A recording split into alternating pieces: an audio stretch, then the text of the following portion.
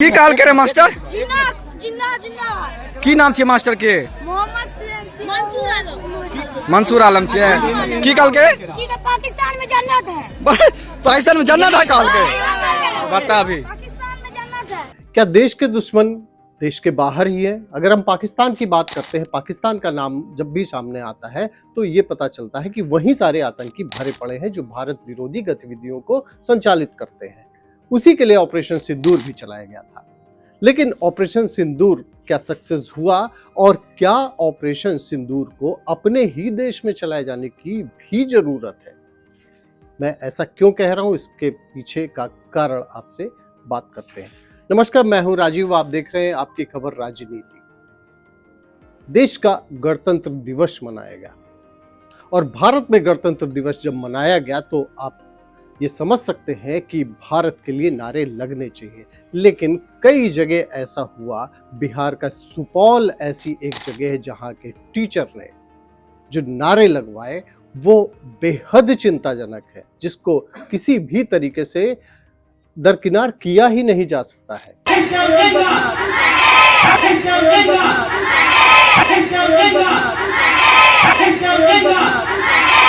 की काल करे मास्टर जिन्ना जिन्ना जिन्ना की नाम छे मास्टर के मोहम्मद मंसूर आलम मंसूर आलम छे की काल के पाकिस्तान में जन्नत है।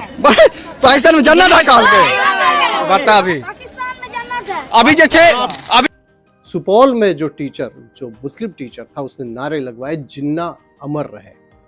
ये नारे लगवाए गए भारत में, बिहार में ये नारे लगवाए गए। और हम बात कर लें बागपत में, बागपत का तो जो मामला सामने आया वो और भी चिंताजनक है, क्योंकि बागपत में स्कूली बच्चियों और बच्चों को मदरसे से ले जाया जा रहा था, देश में गणतंत्र दिवस मनाया जा रहा था और उसमें नारे लगाए गए।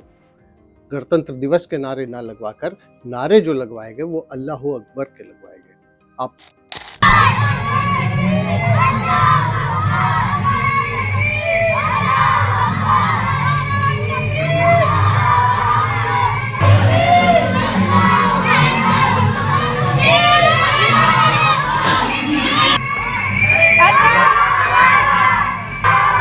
ये सोचिए कि देश कहाँ जा रहा है। और जब सवाल उठाया जाता है, ये कहा जाता है कि आखिर इन्हीं पर, मुसलमानों पर ही क्यों बार बार सवाल उठता है, बार बार ये कटघरे में क्यों खड़े होते हैं और बार बार ये खुद कहते हैं अपने को पीड़ित नजर आते हैं।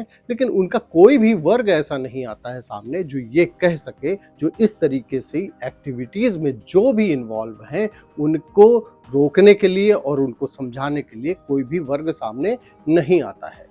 तो ये बेहद चिंता की बात है। और ये तो सारे सामने आए हैं अभी, जो नारे लगा रहे हैं, गणतंत्र दिवस पर नारे लगा रहे हैं, पाकिस्तान से प्रेम जता रहे हैं। अब यूजर्स जानते हैं क्या कह रहे हैं। यूजर्स कह रहे हैं अगर पाकिस्तान से इतना ही प्रेम है तो वहीं क्यों नहीं चले जाते।